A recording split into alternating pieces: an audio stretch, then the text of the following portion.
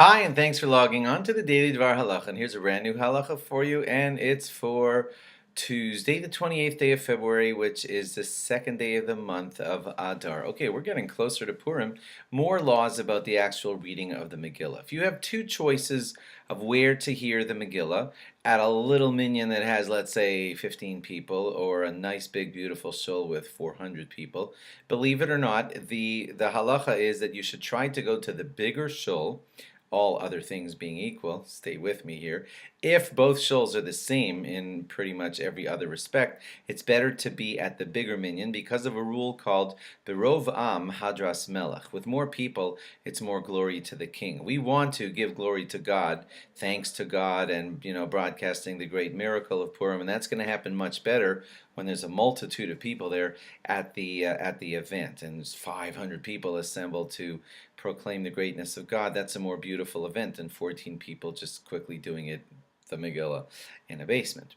Okay, but that's all other things being equal. If the 500-person shul is going to turn out to be noisy and everything, and you know that it's not going to be a very honorable Megillah reading, and the 14 people in the basement are a very respectful group who are going to read the Megillah beautifully and everything, then yes, you might be better off at the small minyan because you don't want to be at a place where they're trying to give honor to God, but the noise and everything is a dishonor. So you have to choose accordingly. All other things being equal, you want to be at the bigger minyan, but if there's more noise at the bigger minyan and there's more honor at the smaller minyan, then you want to go to the smaller minyan.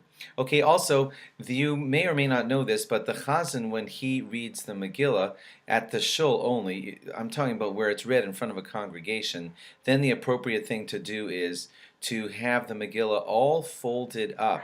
And that's because the Megillah is called an Igeris, which is like a letter, and this is kind of the way letters are transmitted, all folded up and everything. So you will see them folding the Megillah if they're reading it that way in the shul. If people can't get to shul or for some reason there's some small situation, of course you could arrange a minyan where one person reads it for like 12 others. If you have less than a minyan, then we don't usually do that kind of reading. You can always have one person read for another, but usually we try to assemble a minyan because that's the better way to do it. If you have, let's say, let's pick a number, 7 people, and so we would tell the 7 people, well, there's no minyan, so if it happens that there's only one person there who knows how to read the Megillah, and the others there don't know how to read the Megillah, because remember, it is read from parchment, and it's hard to get all the words exactly right without the dots and the signs for the proper tune. So if you do need someone to read it for all the other people there, that's fine. You just can't make all the brachos and everything, because that goes along with the Megillah reading when it's done in a minyan or more. So if you're just doing one person reading for 6 others because the other 6 don't know how to read it themselves, then yeah, that one person can read it for the other 6.